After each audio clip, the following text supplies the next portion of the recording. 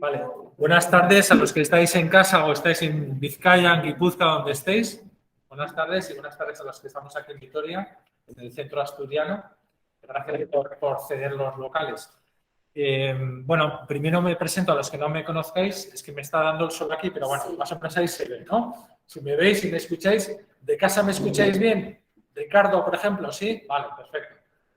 Yo estoy viendo aquí a unas personas conectadas. Entonces, me presento. Mi nombre es Iñaki Saralegui, soy médico y trabajo en la unidad de cuidados paliativos de aquí de Osi Araba con Óscar, que es enfermero del equipo, desde hace 4 años. Y parte de nuestra actividad es atender a personas con ELA y a sus familias, obviamente, ¿no? Y parte de ese trabajo es también intentar que las personas tengan o ejerzan su capacidad de decidir, su autonomía, ¿no? Que nos digan lo que quieren, lo que prefieren que no hagamos, tener en cuenta sus preferencias para luego, cuando haya que tomar decisiones, cualquier decisión, pues que hagamos un tratamiento basado en lo que es cada persona. Entonces, en la charla, en el cartel, le decía esta mañana a Sara que el cartel ponía Iñaki Saralegui, coordinador del proyecto de Osakidetza de voluntades anticipadas, y luego ponía charlas sobre últimas voluntades. Vamos a quitar lo de últimas voluntades porque eso es otra cosa. Parece que es un documento notarial. Hola, perdonad. Hola. Mira, nosotros aquí en Vizcaya no estamos oyendo muy bien. Entonces, vamos a intentar poner altavoces en el móvil. Si nos dais 5 minutos, por favor, es que no te estamos escuchando, Iñaki. Perfecto, vale.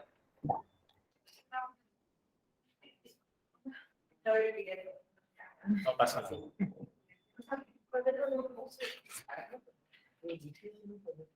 Vale, cuando estéis nos decís y ya está.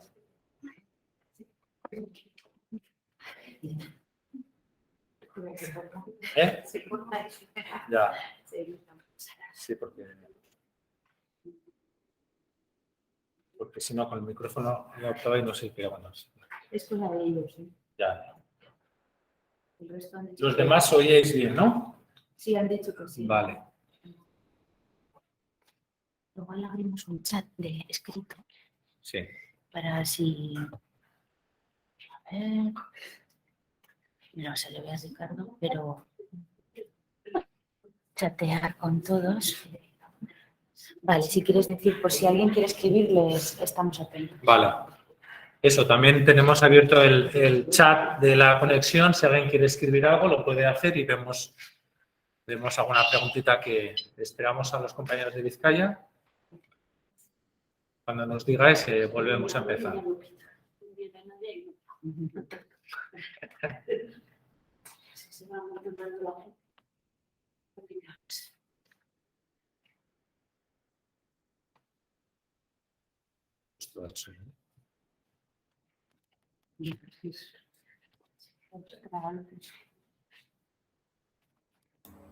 Ya estamos. Gracias. Sí, se oye. ¿Ahora se oye mejor? ¿Sí? No, pero no van a hablar más, pero bueno. Bueno, vale. Sí, ahora se ponen el... Bueno, Escuchamos, perfectamente.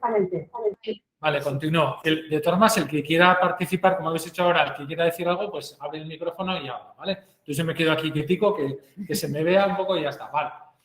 Entonces, decíamos que últimas voluntades, bueno, nos olvidamos de ese término. Y lo que íbamos a hablar hoy es de voluntades anticipadas, que a nivel de calle se conoce más como testamento vital, pero el nombre adecuado es voluntades anticipadas. La primera pregunta, yo pregunto a los que están aquí, pero obviamente cualquiera de los que estáis en vuestra casa o en las demás sedes podéis intervenir. ¿A qué nos suena esto de voluntades anticipadas o el testamento vital? ¿A qué suena? Ya sé que hay algunas personas que tienen redactado su documento, pero ¿a qué nos suena?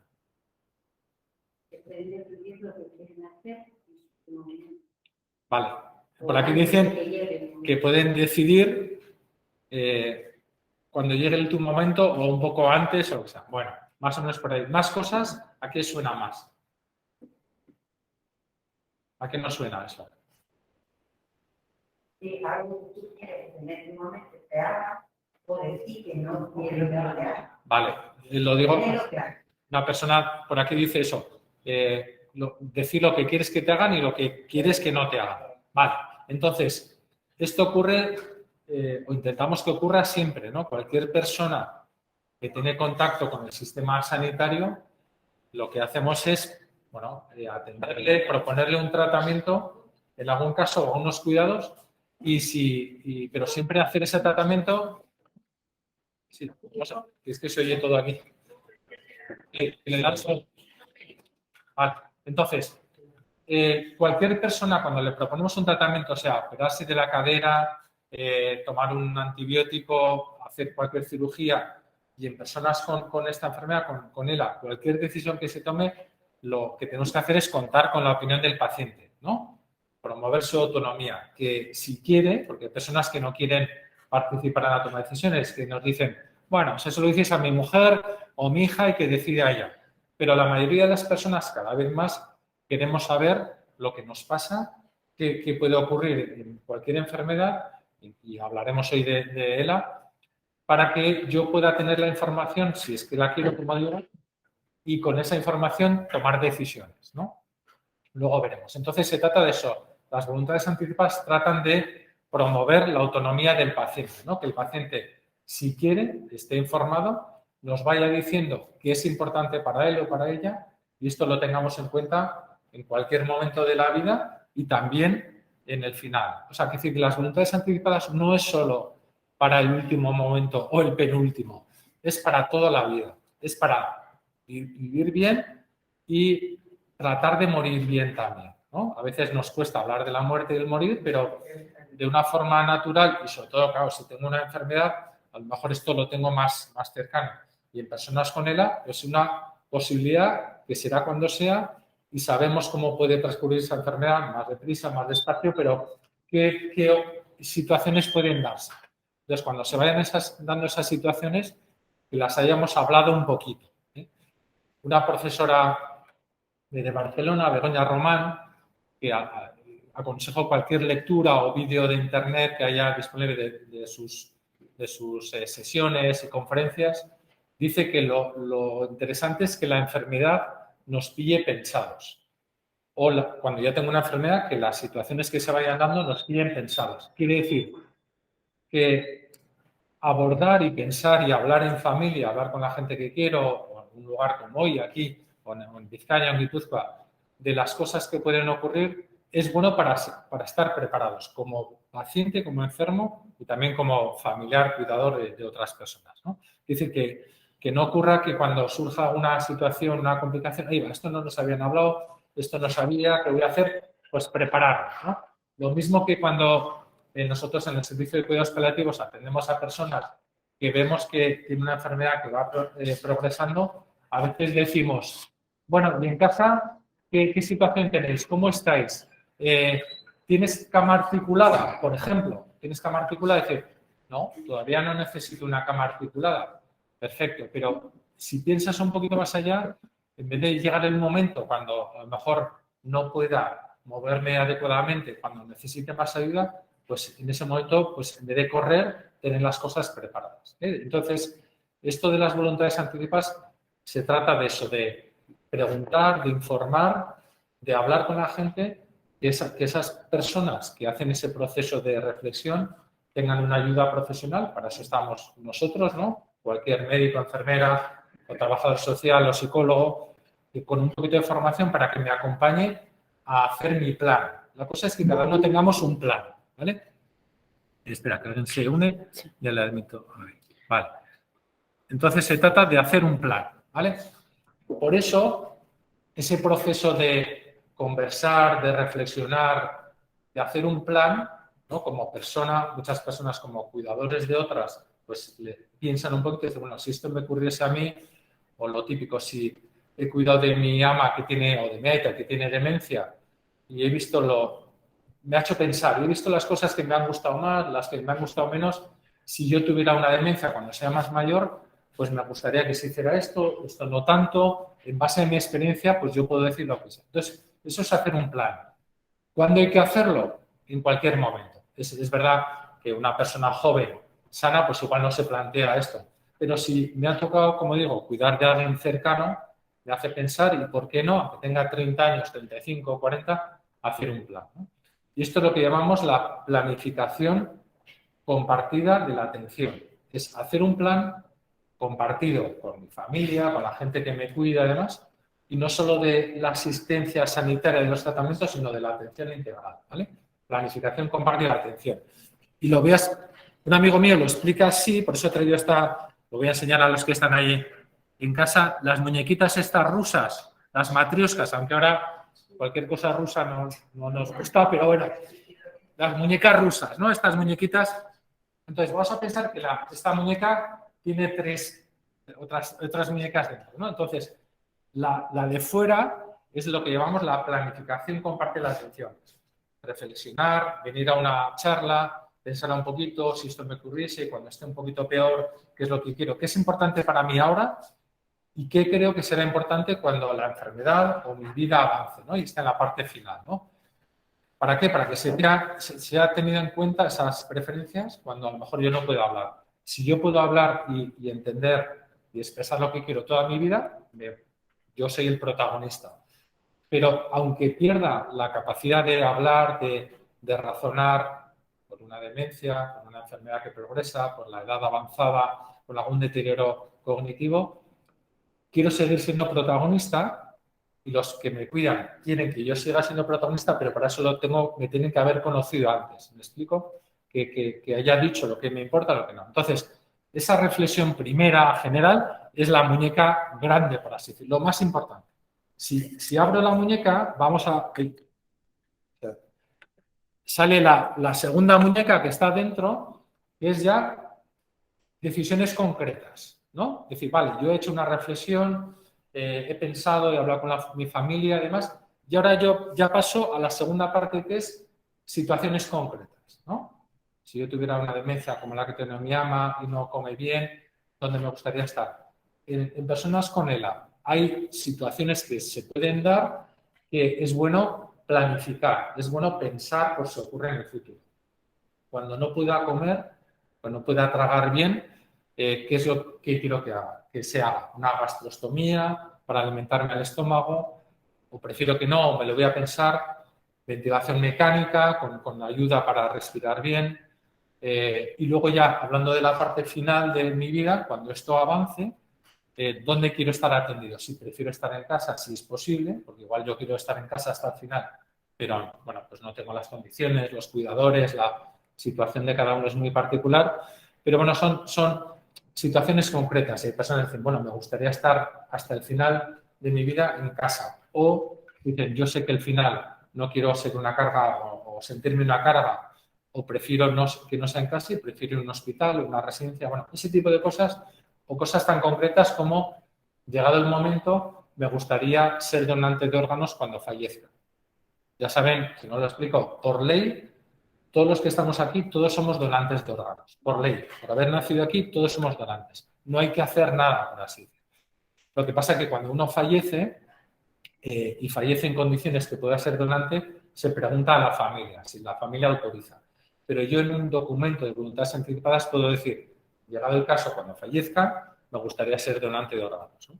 Y los pacientes con ELA, pues hay una forma especial de ser donante que también hay que explicar y demás, ¿no? Pero bueno, son cosas concretas. Entonces, de esa muñequita pequeña ya pasamos a la última, a la muñeca más pequeña, ¿no? Lo veis ahí, la muñequita pequeña, que esto ya es el documento de voluntades anticipadas. Es el escrito, el texto, el documento donde yo cuento las decisiones porque he reflexionado sobre mis preferencias y valores, ¿vale?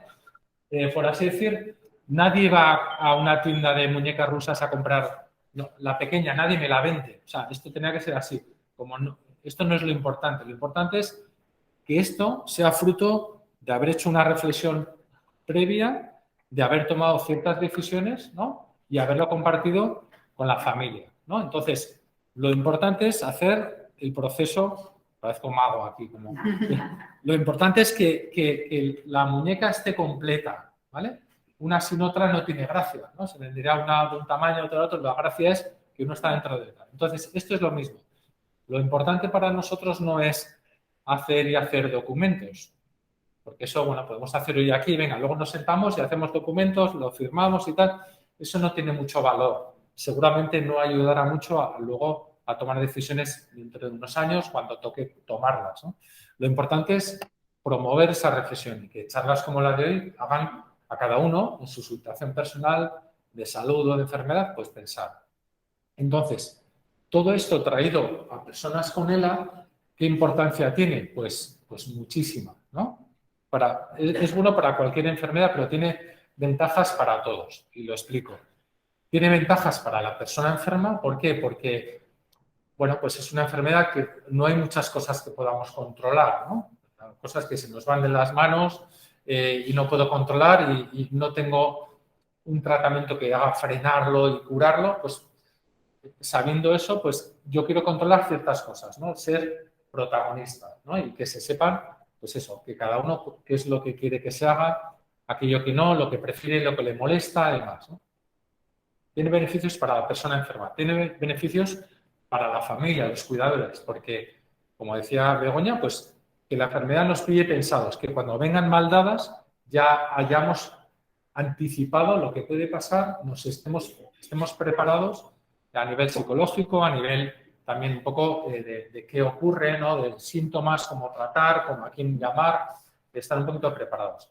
Y desde luego tiene mucha ventaja para los profesionales que nos toca cuidaros, ¿no? Entonces, porque si sé que ocurre una complicación, ya hablé con esta persona previamente, le conozco, sé lo que opina, lo que le molesta, entonces vamos a hacer un tratamiento mucho más apropiado para esa persona. ¿Sí? Más o menos se entiende. Entonces, también, y esto es algo un poco novedoso, y ya no hablamos solo del testamento vital o el documento, que es el papelito, que luego veremos cómo se hace, cómo se puede hacer y qué se puede poner, pero nos vamos un poco más atrás, a las decisiones y a la reflexión personal, que es lo importante.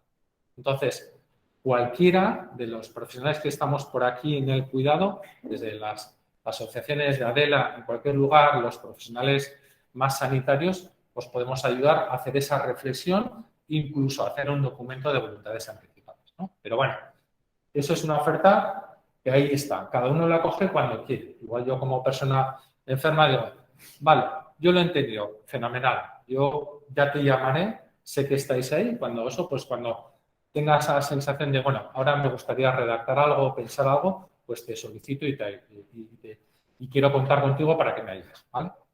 Entonces, nosotros, hablo ya de la Unidad de Medicina Paliativa de Osa Araba, durante años, como en otras, como en Vizcaya y Guipúzcoa, hemos ayudado a personas y a las familias a hacer este planteamiento, esta reflexión. Pero es verdad que nos enfocábamos a decisiones muy concretas. Como decía antes, gastrostomía, ventilación mecánica, el lugar donde quiero estar al final de mi vida, donación, o sea, como nos daba la sensación, aunque pensamos que lo hacíamos bien, que íbamos muy a saco, ¿no? Y dime esto sí o no, de como si fuera un test, ¿no? Y entonces lo que hicimos es volver un poco atrás al inicio y volver a hablar con personas como Carmen, con personas que nos pueden ayudar a entender cómo se vive esta realidad, esta vivencia y los cuidadores también. Entonces nos hemos dado cuenta que nos han dicho los pacientes y las familias que para ellos lo importante no es tanto dime sí o no a la gastrostomía, que eso está ahí. Esto ya el enfermo ya tiene la información, si no se la damos, al ritmo que ellos quieran, pero no es tan importante decidir ya, sino sentirse acompañado, sentirse que eso, pues yo sé que estáis ahí, yo sé que sabéis cómo puede ir esta enfermedad, porque habéis tratado a muchas personas como yo o parecidas con esta enfermedad. Entonces, teniendo esa confianza de que os tenemos cerca, os iré preguntando a medida que yo quiera. ¿Vale? En vez de ir directamente, venga, la tercera o cuarta consulta, vamos a preguntar, dime esto o aquello y tal, sino que yo quiero que estés cerca y que me vayas explicando las cosas según lo vaya yo reflexionando, ¿vale? Esto es importante. Entonces, hicimos un estudio en el que, como decía, preguntamos a los pacientes y a las familias qué es lo que quieren y demás, y ese estudio que hemos llamado Plan ELA, hacer un plan con personas con ELA, nos ha dado sobre todo esa información de que a los médicos y enfermeras, sobre todo, decir, no vayáis tan deprisa. Ellos ya saben, ¿no? Digo, los enfermos y las familias, que esta enfermedad es como es, tenemos la información y que nos podéis acompañar. Entonces, el enfermo quiere tenernos cerca e irnos preguntando poco a poco, ¿vale? Entonces, cada uno tiene su ritmo. O sea, es distinto Carmen, que José, que Rodrigo, que cualquier persona tiene su ritmo. Entonces, nosotros nos tenemos que acompasar al ritmo de cada uno. Por lo tanto, hacer esa reflexión de qué es importante para mí y además que es muy importante en el sentido de que no estamos hablando solo del final de la vida, sino en este proceso de enfermedad de vivir, qué es importante para mí, qué hace que un día sea un buen día para mí, como enfermo ELA, ¿no? Es decir, bueno, pues hoy ha sido un buen día porque he tenido visita, porque he estado tranquilo, porque he dormido mejor que el otro día, porque intentar agarrarnos a las cosas buenas para fomentarlas, ¿no? Y darle más valor y darle más importancia. Y aquellas cosas que nos preocupan, pues intentar hablar con los profesionales y resolver las dudas y, por supuesto, aliviar los síntomas, ¿no? Entonces, para cualquier persona es bueno, recomendable reflexionar, pensar sobre esto, pensar sobre la vida y pensar también sobre una parte de la vida que es el final de la vida, ¿no? El proceso de morir, los últimos días, últimos meses. Esto es importante para cualquiera. ¿Qué ocurre? Que culturalmente nos cuesta, ¿no? O sea, hoy porque ustedes porque confían en la labor que hace Adela y gracias, la labor que hace Adela, que es fantástica, entonces, bueno, me apunto a una charla porque seguro que me va a ayudar, me va a hacer pensar. Esto es muy importante, pero culturalmente cuesta. Si ponemos una charla que es importante para ti en el final de la vida o en el morir, pues no viene mucha gente, porque parece que estamos, ¿no?, nombrando a la bicha, como se suele decir. Entonces, lo queremos enfocar, porque es así, es en pensar, en reflexionar, como digo, qué es importante para mí en este momento vital y qué creo que puede ser importante para mí y que mi familia conozca cuando las cosas vayan un poquito peor. Esto es la planificación compartida de atención, toma de decisiones y redacción de un documento de voluntades anticipadas. Sabiendo esto, lo de las muñequitas y esas partes, vale, cuando voy a hacer un documento, dos dudas, ¿no? Me imagino, ¿dónde se hace y cómo se hace? ¿Y qué suele poner la gente en un documento de voluntades anticipadas, ¿no? Entonces, lo voy a explicar un poquito. Los documentos de voluntades anticipadas se pueden hacer de varias formas. Hay un registro vasco de voluntades anticipadas que está en el departamento aquí en LACUA, el Departamento de Salud, que guarda todos los documentos que hay en el País Vasco, que ahora hay unos 35.000 documentos más o menos, ¿no? Entonces, los guarda, los escanea y nos lo da a conocer en la historia clínica. Cuando abrimos el ordenador de una persona que tiene el documento, nos aparece un icono de esa persona tiene un documento registrado. Obviamente, si yo hablo con esa persona, no hace falta mirarlo porque me va a contar las cosas. Pero si ya tiene una situación en que no puede expresar lo que quiere, pues accedo al documento. Entonces, yo puedo pedir cita en la oficina del registro en Vitoria, Bilbao o Donosti y hablar con el funcionario, con el inspector que lleva el registro y hacer un documento en base a lo que ellos saben, un documento más o menos como un modelo que hacen documento. Eso es una forma. Otra forma es hacerlo con el notario.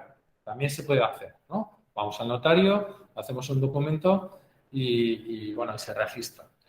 ¿Qué ocurre? Dos pegas para mí. Primero, que nos cobra un dinero, no sé cuánto será ahora, pero un dinerito. O sea, no habría que pagar por esto, pero porque es un servicio público, pero bueno, el notario cobra un dinero y luego, claro, el notario, bueno, otra pega más. El notario no conoce mucho sobre las enfermedades, sobre ELA no creo que, salvo que se haya leído mucho, pero el notario no me va a explicar mucho sobre la enfermedad. Y luego que hace notario, luego no le vuelvo a ver más, ¿no? Es decir, no me hace un seguimiento. Hace el documento legal, bien hecho y ya está. Y la otra fórmula, primero era, como digo, con el funcionario del registro, con el notario, poca gente va al notario a hacerlo, ciertamente, y otra forma es con la fórmula de 3 testigos. Entonces, eso es lo que hacemos en las consultas, o cuando hemos hecho en Adela, en la consulta de paliativos o del centro de salud, y 3 profesionales hacen de testigos. ¿Qué quiere decir? Que cuando yo voy a hacer un documento con una persona, yo testifico que que ese día, imaginemos que hemos hecho hoy es día 5 de abril del 22, esa persona que ha venido a hacer el documento lo hace libremente y es competente, es decir, que entiende la información y lo que está hablando es coherente, por así decirlo, ¿no? Entonces, esa es la fórmula que utilizamos, como digo, en las consultas dentro de salud, pero también se puede hacer en Adela, que ya hemos hecho alguna vez, para que los profesionales que saben hacer estas cosas, pues simplemente testifiquemos esa persona lo hace libremente. Nosotros, ¿qué aconsejamos? Hacerlo así. No en el registro, por supuesto, no en el notario, porque lo interesante es que si lo hago con la trabajadora social de Adela, pues que sabe redactar el documento, utilizar un modelo, me hace un seguimiento. Oye, cuando tenga una recaída, volvemos a hablar sobre esto, quieres modificarlo, o sea, una persona que o con Óscar o conmigo, en la medida de paliativos, o sea, con profesionales que me hagan el seguimiento. Eso es interesante. Entonces, como digo, a la hora de hacer esas cosillas, notario, funcionario del registro o con los médicos, enfermeras, trabajadores sociales, psicólogos de Adela o de Osi Arraba, ¿vale? O de cualquier otro sitio, o sea, Juan de Dios o donde sea, de profesionales que me cuidan, ¿vale? Entonces, yo como recomendación, ya hay personas aquí que tienen redactado su documento porque lo sé, el consejo es el que quiera hacerlo, el que quiera hablar de esto, hacerlo con eso, con mi médico o enfermera, sea con el que tenga vínculo, con el que tenga confianza, sea mi médico de cabecera, del centro de salud, sea con el equipo de paliativos, con el neurólogo, con el que me tenga yo un poco confianza porque voy a hablar de cosas un poquito personales, ¿no? ¿Vale? Otra cosa que hay que aclarar es que el documento lo puedo cambiar cuando yo quiera. Cuando una persona hace un documento, es de esa persona. El registro y el gobierno vasco lo guarda, pero yo lo puedo cambiar. Y habitualmente no se cambia mucho, pero ahora explicaré por qué a veces es importante cambiar. Otro aspecto que quería comentar es qué se suele poner en un documento, ¿no? Si no han visto ninguno o ningún familiar lo ha hecho o demás, ahora mismo estamos más o menos de mayores de edad en el País Vasco, o sea, mayores de 18 años, más o menos 1 de cada 50 vascos vascas tiene un documento redactado. No está mal, 1 de cada 50, está bastante bien, podría ser más. Pero lo importante no es eso, lo importante no es hacer, como decía, en vez de 35.000 documentos llegar a 70.000. Bueno, lo importante es que la gente sepa que esta es una posibilidad y lo importante es que la gente reflexione, eso, como que piense sobre la vida y la enfermedad, ¿no? Para que cuando esto vaya un poquito peor, pues nos estemos preparados, ¿no? Entonces, en un documento se pueden poner muchas cosas, lo que yo quiera, no hay un texto oficial que haya que hacer eso o no, ¿no? Entonces, en un documento se suele poner, la primera parte de eso es valores y preferencias, que es importante para mí.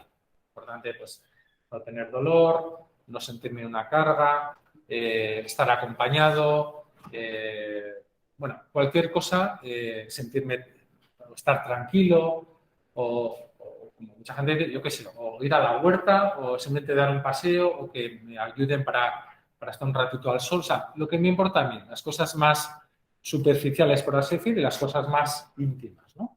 O, por ejemplo, yo me acuerdo que alguna persona nos decía, tener algún ratito de intimidad. Esto también me llamaba mucho la atención porque las personas con ELA, como estamos pendientes de ellas en todo momento, igual esa persona dice, yo quiero un ratito sola o solo, ¿no? Un ratito de intimidad, de privacidad, ¿no?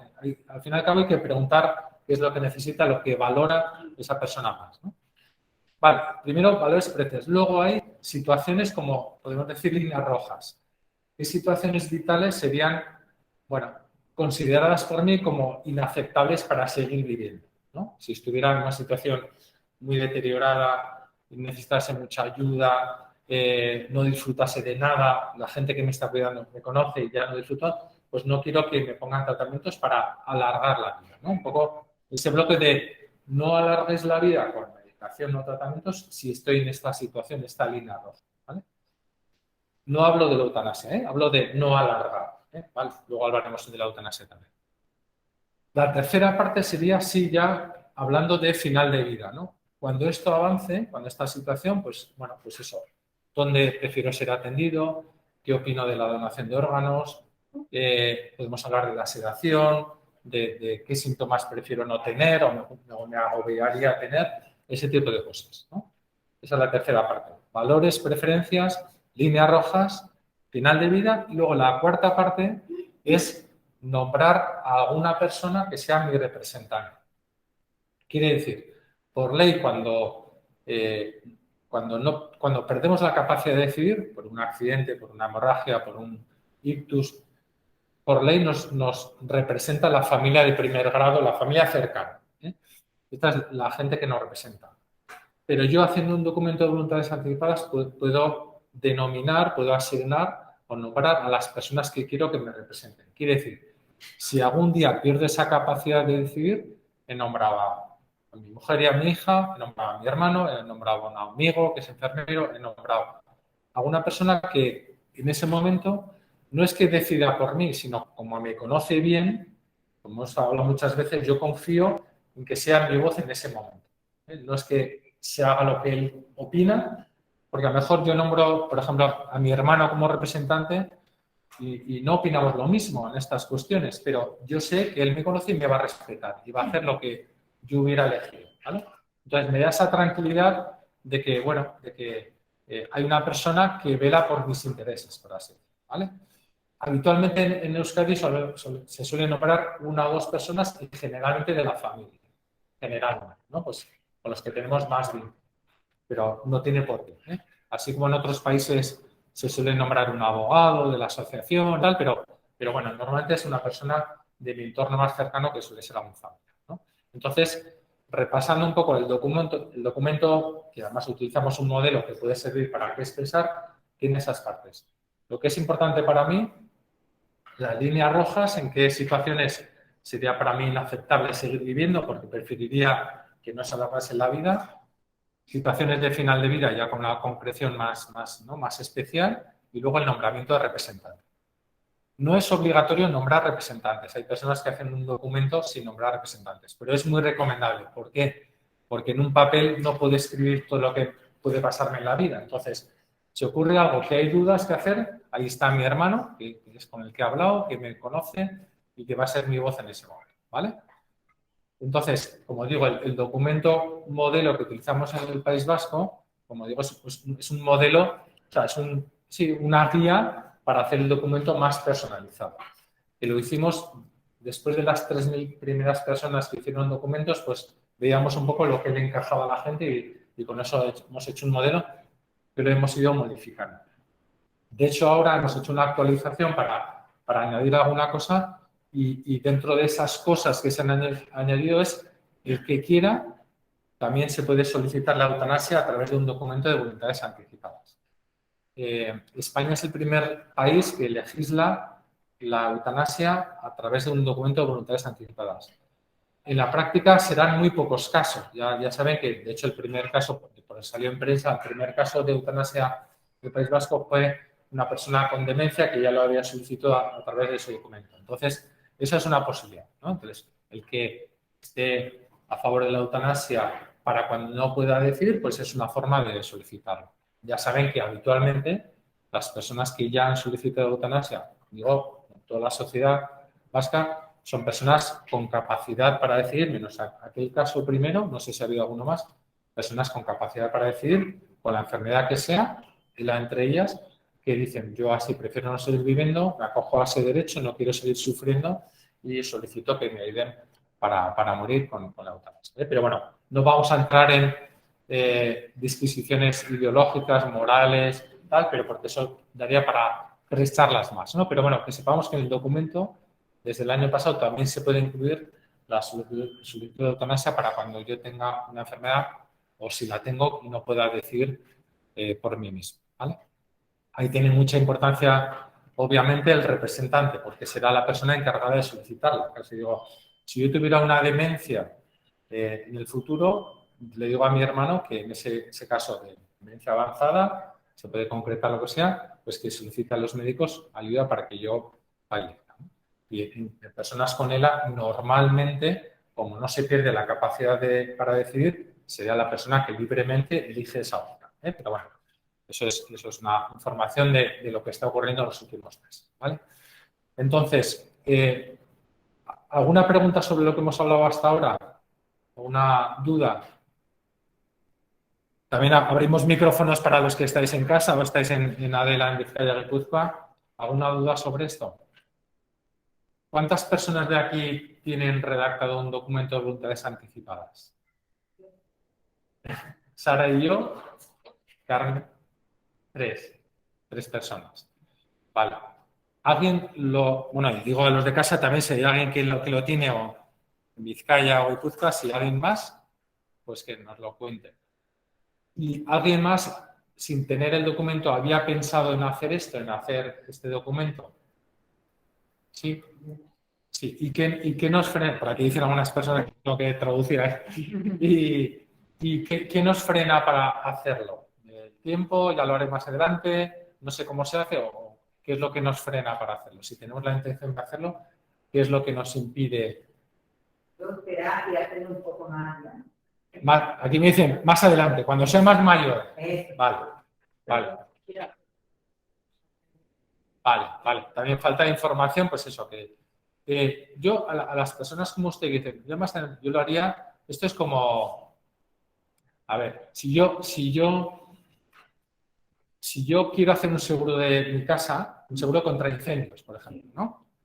Y dices, pues tengo que hacer, es verdad que hay una oferta, me dijo mi cuñado que ha hecho y tal, hazlo, porque basta que no lo hagas para que se incendie. Entonces, si es un por si acaso, esto no es para personas mayores, no es solo para personas enfermas, esto es para cualquier persona. Hombre, es normal que una persona de 25 años no piense mucho en esto, ¿no? Pero, por ejemplo, en mi experiencia, me acuerdo de una misma semana, en 2 centros de salud aquí en Vitoria, hicimos documentos con personas de 25 y 27 años. Uno era, o es motero, y otro hace parapente.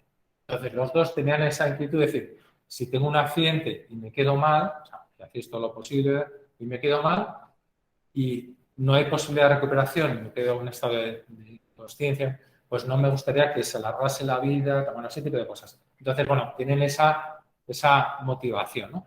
Pero si yo tengo la intención de hacerlo, digo, no me voy al documento, de pensar sobre esto, no esperemos a los 92 años, ¿no? Es mejor hacerlo, porque yo tengo hecho el mío, como Sara, y seguramente a lo largo de la vida, de hecho yo el mío ahora lo quiero cambiar un poquito, porque, bueno, pensaba alguna otra cosa, pues lo podemos ir modificando cuando queramos, ¿no? Pero esa reflexión ya he hecho.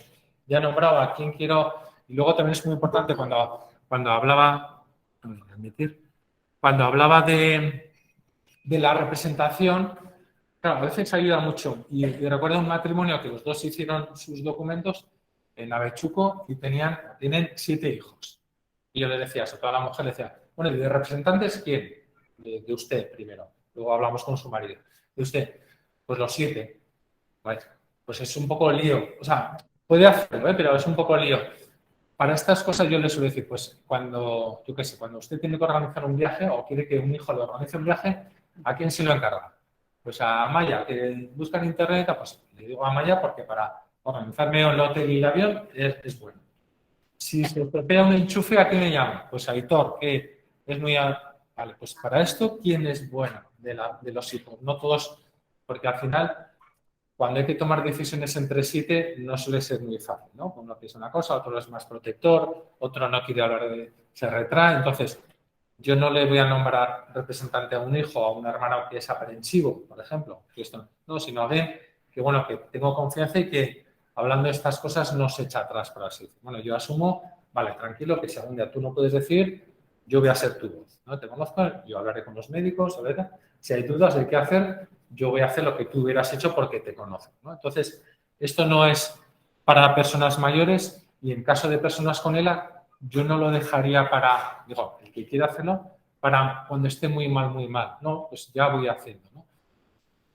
Y es cierto que muchas personas con las que hablamos le decimos, bueno, casi lo de menos es hacer el documento. Me ha pasado esta mañana con un paciente en la consulta, que hablando de esto lo había hecho su hija y ella quería, el paciente quería hacer esto y hemos hablado mucho. Y con lo que hemos hablado, y estaba su mujer, su hija, estábamos nosotros, ya queda dicho lo que es importante para esa persona, ¿no? Y con una enfermedad seria, que seguramente estará en el último año de su vida, seguramente, ¿no? Entonces, ya nos ha dicho todo. Y yo le decía, no hace falta hacer un documento. O sea, ya sabemos lo que ocurre. Y no, pero me quedo más tranquilo. Pues lo hacemos perfectamente. ¿Por qué? Porque, claro, yo o la enfermera, en este caso de la mañana, hemos hablado, lo escribimos, pero si otro día le toca a otro médico, le toca a otro enfermero, que sepa bien lo que es importante para esa persona, quién hay que llamar en caso de duda. Bueno, esto nos ayuda mucho, como decía.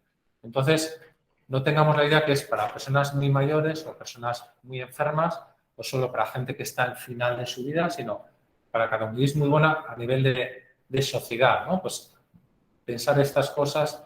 Yo siempre me acuerdo una charla como la de hoy en Legutio, en una asociación de vecinos, y llegué allá, estaba poniendo el ordenador, como hemos hecho antes para la charla y tal, y me dice una señora, bueno, tenían todas un libro encima de la mesa, estaban como 15 personas, 12 señoras y 3 señores, y me dice, usted es el médico que hoy va a hablar de la muerte. Y bueno, voy a hablar de vivir, lo importante y tal, ¿no? Y es que eso de la muerte y tal, bueno. Y mientras iba preparando el ordenador, les decía, ¿y ese libro de qué va? Porque no, es que tenemos un club de lectura y nos dan un libro al mes, lo tenemos que leer y luego lo comentamos. ¿Y de qué va? Pues es una historia muy chula, porque es una chica que se muere y entonces la familia, no, pues ya, ustedes sí que van a hablar de la muerte, de una vez, o sea, que hablamos de la muerte de una forma que a veces no nos damos cuenta. Es verdad que en otros países hablar de la muerte se habla con más normalidad, ¿no? En África o en México, por ejemplo, aunque sea un poco folclórico, pues hay más cultura de hablar de la muerte. Bueno, cada uno a su estilo, ¿no? O sea, y cuando hay un funeral hay mariachis y, bueno, pues hay música, otra forma de afrontar la muerte. Y aquí nos cuesta un poquito, ¿no? O países escandinavos pues lo abordan de otra forma. Hay hospitales de cuidados paliativos que, sobre todo en los países como Dinamarca, Suecia, Finlandia, Noruega, me acuerdo en uno que cuando un paciente ingresaba a ese pequeño hospital de cuidados paliativos que es para el final de vida, para el último mes y medio, pues entra por la entrada que es el bar a la izquierda, las oficinas, entra todo muy respetuoso y entra. Y cuando morían, salía la camilla o el féretro por la misma zona. El bar, tal. Entonces, lógicamente, se hace un silencio, con todo respeto, salía. Esto aquí nos sorprendería mucho, decir, joder, no sé, parar, o sea, lo sacamos por detrás, que no se vea, que no se asuste el niño que está y tal. Y en otros lugares lo hacen de forma más natural, ¿no? Normalizar o acostumbrarnos a hablar de la muerte y vivir eso con respeto, con dignidad, con acompañamiento a la familia, con una oración en el que sea religioso, con un pensamiento, ¿no? Un poco acordarnos de esa familia y esa persona que ha fallecido, ¿no? Pero bueno, eso en cada país. Entonces aquí nos cuesta un poquito hablar de estas cosas, ¿no? Pero por eso es muy bueno. Da igual que hoy estemos 25 que 600, da igual. La cosa es pues fomentar un poco esa cultura de no pasa nada por hablar de la vida y de la muerte, porque es lo natural, lo que nos va a pasar, ¿no? Esto es importante. ¿Qué más preguntas? ¿Alguna preguntita por ahí por los de casa? ¿O cosas que queramos saber? Han escrito, creo. A ver. Cuando he preguntado en Umela cómo, dónde se hace el documento de voluntades, no han sabido responderme. Vale. Y luego otra persona, Mercedes, tengo redactado el documento. Vale. Y luego Ricardo dice, ¿cuántos estamos más o menos? Eso lo he hecho al principio. Mucho, Ricardo. Bueno, eso, ¿cómo se hace? Yo, en teoría, todos los profesionales, sobre todo médicos y enfermeras, sobre todo de atención primaria, están formados para...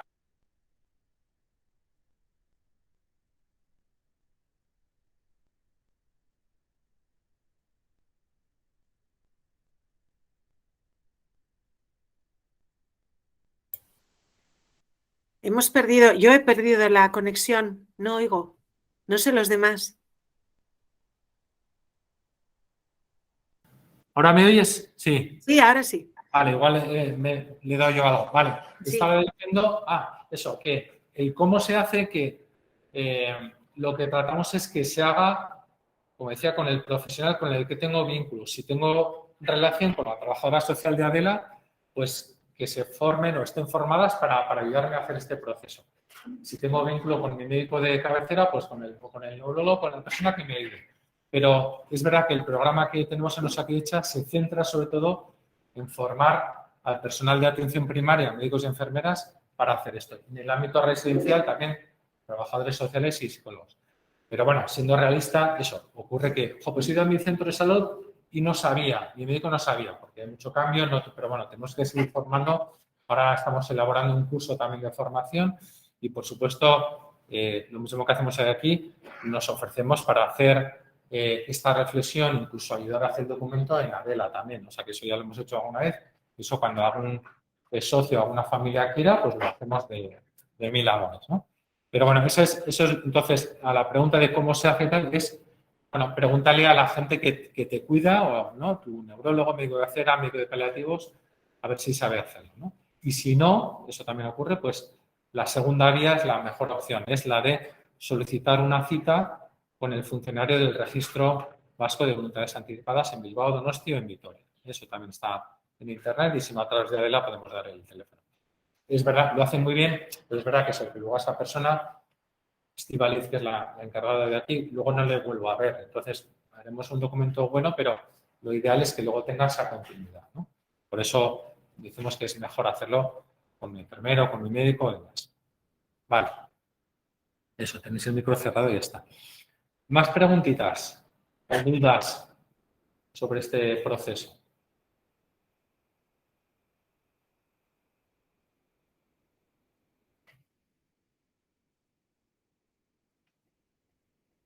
¿Qué queremos saber más sobre las voluntades anticipadas?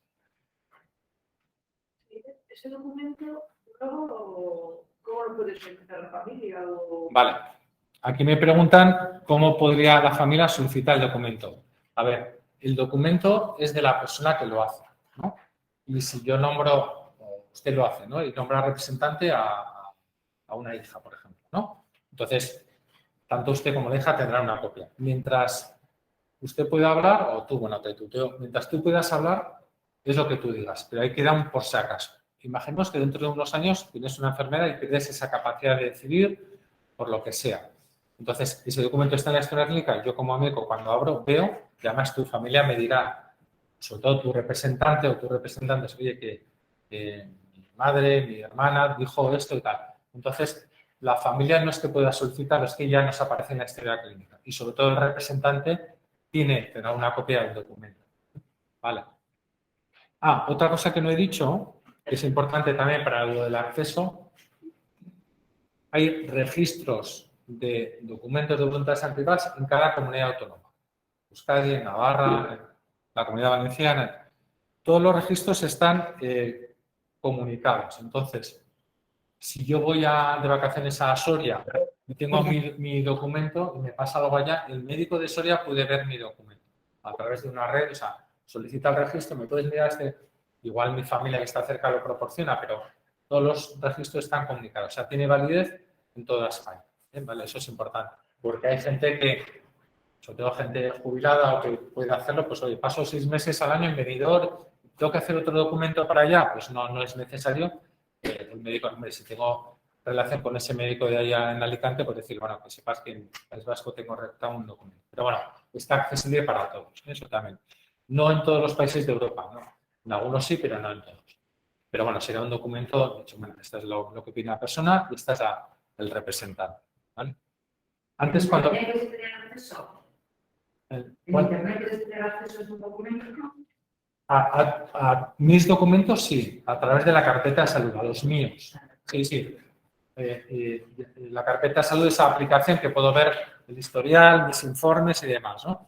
Pero entonces yo puedo tener acceso a mis documentos y luego puedo nombrar a una persona que tenga acceso a la carpeta de salud.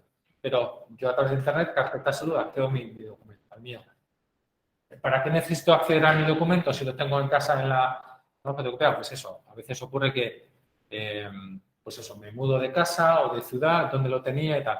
Siempre va a estar en la historia clínica. También se lo puedo pedir a mi médico o a través de la carpeta de salud. ¿Eso es lo que quería saber? Sí, vale.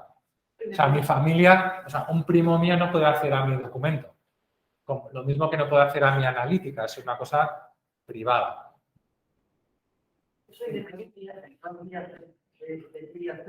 En Francia, hasta lo que yo sé, no hay una ley específica de voluntades anticipadas, ¿eh? Pero, o sea, no tenían acceso, no tendría, por así, validez legal, pero sí que vale, oye, es como, sí, un médico francés dirá, me está enseñando a la familia un documento que dice esto y aquello, y encima nombra un representante. Me ayudaría, a ese médico le ayudaría, pero no hay una ley como tal como en España.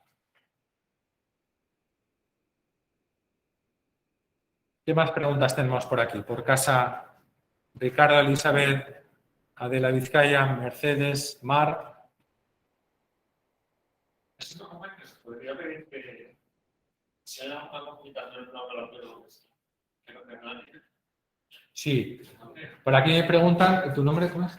Ah, Rodrigo. Ya me has dicho antes, Rodrigo, que me pregunta Rodrigo si se puede dejar dicho que si tengo una complicación no me reanime. Vale, eso se puede dejar dicho. Es verdad que cuando hay una operación y hay una parada cardíaca, generalmente se intenta reanimar. Pero es verdad que si yo digo, si ocurre una complicación tan grave como esa, que es no hay complicación más grave, por así decir, prefiero que no me reanimen. ¿Por qué? Porque me han informado que a lo mejor el resultado de eso es peor y si recupero el pulso y igual tengo secuelas neurológicas, bueno, por lo que sea, ¿no? Yo puedo decir. Esto ha pasado también con personas sanas que dicen, yo si tengo una parada cardíaca no quiero que me reanimen. Esto, por así decir, no tiene mucho sentido, pero bueno, yo puedo decirlo, pero no tiene mucho sentido. Esto me pasó una vez con una persona sana, joven, una chica, que dice, yo no quiero que me reanimen. Entonces, hablando con ella, lo que le daba miedo era, pues eso, que tuviera una parada cardíaca, que le reanimasen y que se quedase mal, ¿no? Un estado neurológico mal. Esto es muy improbable. Primero, que una persona sana tenga una parada cardíaca y que ocurra eso. Pero bueno, está bien dicho. Más que no me reanimen es, bueno, intenta solventar ese problema, pero si luego el resultado es malo, esas líneas rojas que decíamos, no continúes, no me pongas nutrición artificial, no tú aliviame los síntomas, pero permite que muera tranquilo, ¿no? En ese sentido, ¿vale? Pero si tú dijeras, no, yo quiero poner que no se reanime si tengo una complicación grave, se puede poner. Incluso ha habido polémica, salió en prensa hace 2 o 3 años, una persona con un tatuaje aquí de no reanimar, un americano, ¿no? ¿Eso tiene validez? ¿Cómo lo hizo? ¿Por qué se puso? O sea, pues si me encuentro una persona así, ¿no le tengo que reanimar? No lo sé, es un caso un poco más extremo, ¿no? Pero bueno, pero en ese sentido puedes decir eso. Y no, si se complican las cosas, tranquilidad, dejarme bien y no os empeñéis en intentar reanimar además. Pero como digo, dentro de una operación, ya que has preguntado, dentro de una operación será como una complicación aguda que igual se puede solventar, ¿no? Sí, lo que sea, sí. Eso, por ejemplo, lo solemos hablar con personas que tienen el corazón mal, con una cardiopatía, la que sea, una cardiopatía en fase avanzada, y lo que separa el corazón no es una cosa así, una quimera, sino es que puede ocurrir. Entonces, si creemos que podría estar indicado, pero seguramente el resultado no sería bueno, podemos hablar con la persona y esa persona decir, bueno, yo tengo este deseo de que si me separa el corazón, pues me dejáis y tranquilidad. Al fin y al cabo es tomar decisiones, pero con la información previa, ¿no? O sea, que no asumir, que no me reanimen, lo escribo en mi casa y tal, lo registro, pues que tenga un poco de... Claro, si eso lo digo al notario, pues el notario dirá, bien, tienes derecho y hago un documento legal. Si lo hablo con mi médico o mi enfermera, pues lo voy a trabajar un poco más, ¿no? Vale. ¿Más preguntitas? ¿Cosas que pueda aclarar?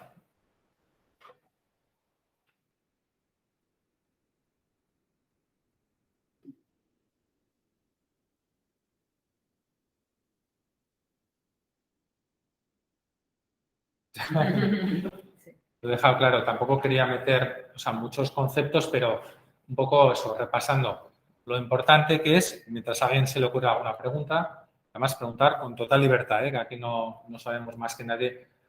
Lo importante es la reflexión, lo importante es hacer un plan, pensar en hacer un plan, planificación, compartir la atención, para luego, bueno, plantear algunas decisiones de situaciones concretas y luego redactar un documento que no solo mi médico que me conoce, sino todo el mundo que me vaya a tratar, lo pueda acceder a él. ¿Qué se refleja en el documento? Como decimos, valores, preferencias, situaciones como líneas rojas de esto no hagas, situaciones de final de vida y el representante. ¿Cómo lo hago? Pues lo más aconsejable es con tu médico, tu enfermera o tu trabajador social en Adela, alguien que me pueda ayudar. Otra opción, funcionario del registro. Y una tercera también, pero lo sepamos que sería el notario. Y eso, y cositas como esas que tiene validez en toda España, que se puede cambiar cuando uno quiera y que al fin y al cabo es promover la autonomía de la persona, la autonomía del paciente, siempre que pueda tomar decisiones, pero para cuando no pueda tomar, por si acaso, pues que nos haya dicho lo que quiere y lo que no quiere. siempre con el médico, con la enfermera, Vale. que te lo ha redactado. Sí, para cambiarlo, esa es buena pregunta. Si es solo cambiar de representante o añadir, por ejemplo, un matrimonio mayor que han hecho documentos y uno nombra representante al otro y uno fallece. O se separan, ¿no? O sea, una pareja que se separa, pues puedo añadir. O tengo una hija menor de edad, cuando sea mayor de edad y he hablado con ella, pues la nombro. Entonces, para añadir un representante, solo al registro se hace una nota, bueno, está en internet, y se puede añadir ese representante. Pero si quiero cambiar el contenido, por ejemplo, ahora personas que están llamando para añadir el tema de la eutanasia, entonces lo lógico es rehacer un poco el proceso y hablar. No tiene por qué ser con ese médico con el que lo hice, con la persona que elija en ese momento. Entonces, cuando llegue al registro, digo, ahí va, esta persona ya tenía otro, pues se anula ese y queda vigente el último. ¿Vale? Y cuando accedemos a través de la historia clínica, accedo al último que está registrado. Sí. No se suele cambiar mucho, pero generalmente es para cambiar de representante. Y como digo, ahora con lo de la eutanasia hay personas que lo quieren poner, lo quieren añadir, si están a favor, pues ahí queda puesto.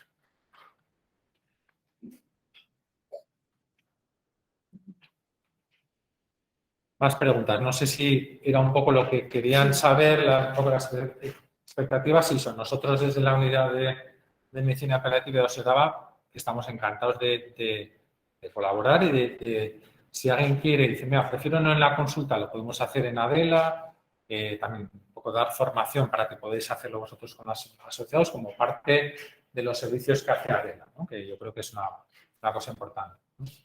Sí.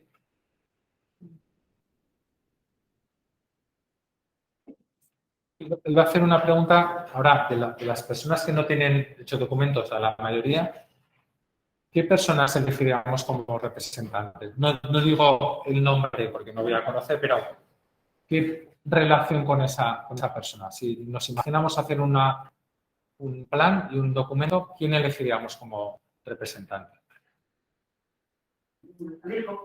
Al hijo, hermano, Yo a mí me da. a la nuera, porque el hijo es más falso. Ya me imagino. No,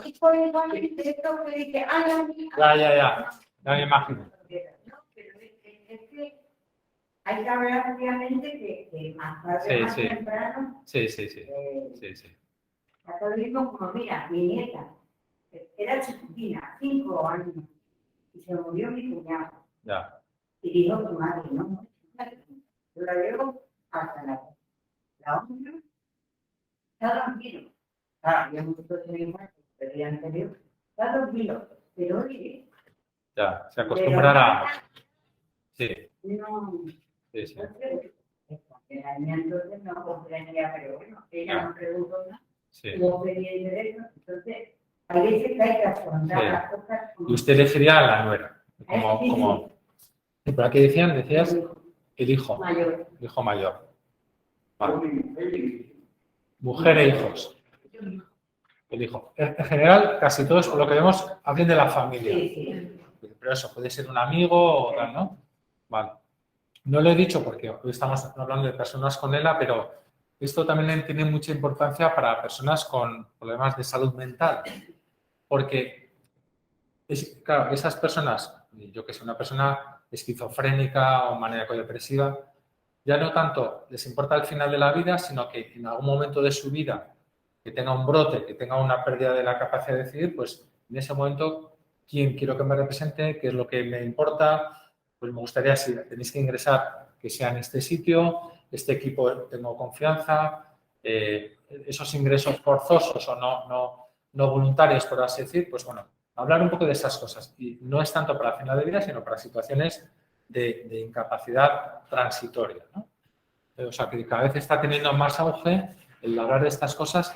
Y otra cosa también muy importante, que ayer en un curso que dimos en San Sebastián también lo hablamos, también se puede hacer un plan con personas que no tienen capacidad de decidir. Por ejemplo, personas con parálisis cerebral infantil, pues no tienen en general la capacidad de entender la información, de expresar lo que quieren, pero sus cuidadores y su familia, digo, los cuidadores profesionales y la familia, saben lo que les importa, lo que les molesta, lo que les hace estar a gusto. Entonces, esas personas cuando van cumpliendo años, pues van surgiendo complicaciones o enfermedades.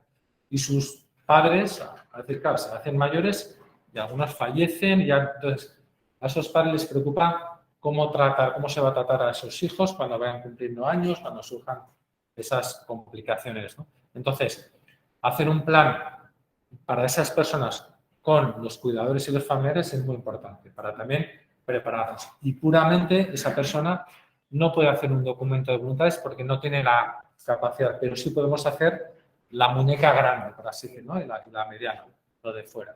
O sea, que tiene, como vemos, no es solo para el final de la vida, no es solo para enfermos en el final, sino que va teniendo más aceptación.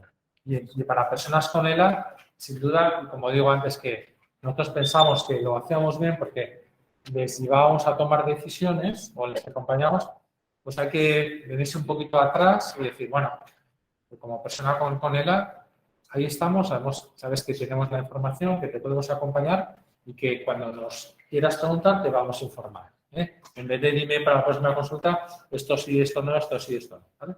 Para ser un poco más, adaptarnos al ritmo de cada persona. ¿Sí? A ver.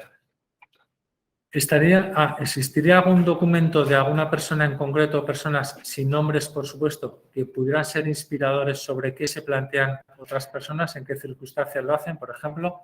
Vale, sí, Ricardo, es lo que he comentado.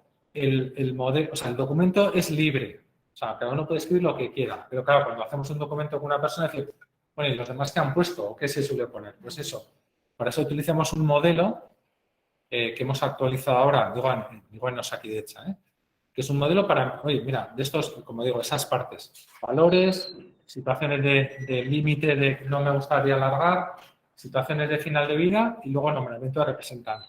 Entonces, ¿por qué lo han hecho? Me dices, ¿por qué? Pues porque he reflexionado como enfermo o como cuidador. Me ha hecho pensar, he ido a una charla y digo, mira, esta es otra cosa que la tenía en la cabeza, pues mira, le voy a preguntar a mi médico, le voy a preguntar, ¿no? Ese tipo de cosas. Pero los profesionales que te pueden ayudar a hacerlo disponen de modelos orientativos para que tú lo hagas.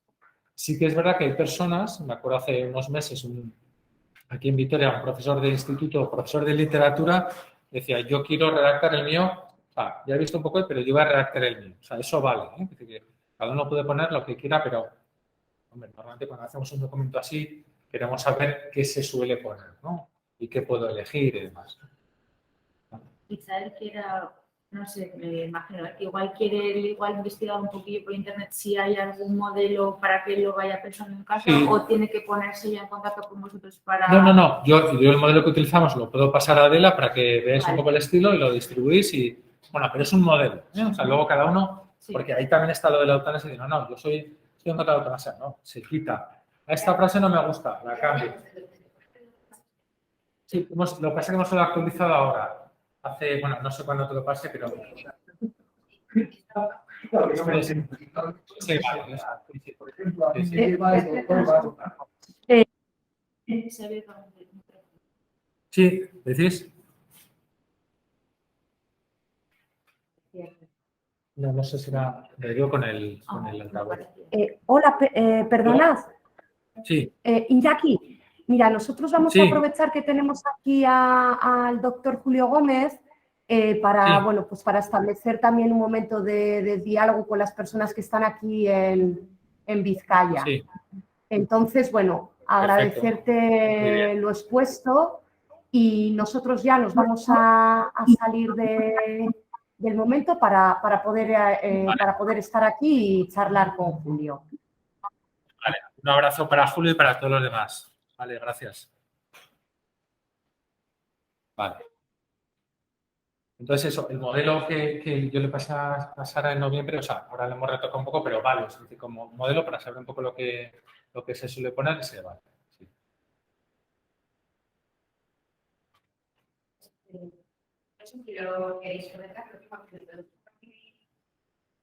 Como quieras, no, o sea. Eso. Pero bueno, es un poco las partes que he dicho yo, digo, para no Sí. empezar a leerlo. Sí. Bueno, si alguien lo quiere... Si alguien quiere información, puede preguntar y- está el modelo y luego la información. Pero antes de eso, antes del modelo, utilizamos un documento de reflexión. Eso es más importante todavía. que yo creo que también lo tenéis, pero si no os lo paso. Que es cuando una persona nos pide información, bueno, es una explicación así, y damos un documento que son 5 hojitas para pensar, preguntas, ¿no? Y pensar. Y con eso luego ya redactamos, si quieren, un documento de voluntades, ¿vale? O sea, serían las dos cosas, ¿no? Como las dos partes. Entonces eso os lo paso también. Está también en la intranet de Osakidetza y tal, bueno, lo vamos a actualizar ahora, ¿no? Sí. ¿Alguna cosa más? Vamos. Vale, pues por mi parte, gracias y eso, un poco el ofrecimiento de que por parte del servicio, pues cualquier ayuda que necesitéis para una sesión de este estilo, para individualmente pensar un poco sobre ello, para redactar y registrar un documento, lo que necesitéis. Vale. Muy bien, pues gracias por venir. Muchas gracias. Agur. Mila esker.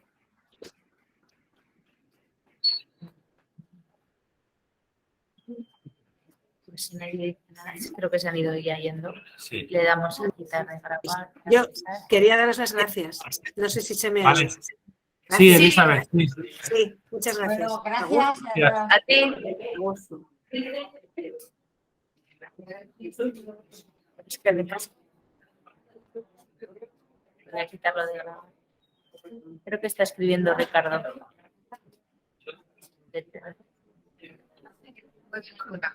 Explicado. Y ya no la admitimos, ¿no? Porque ya... Ah, vale. Detener grabación, detener grabación.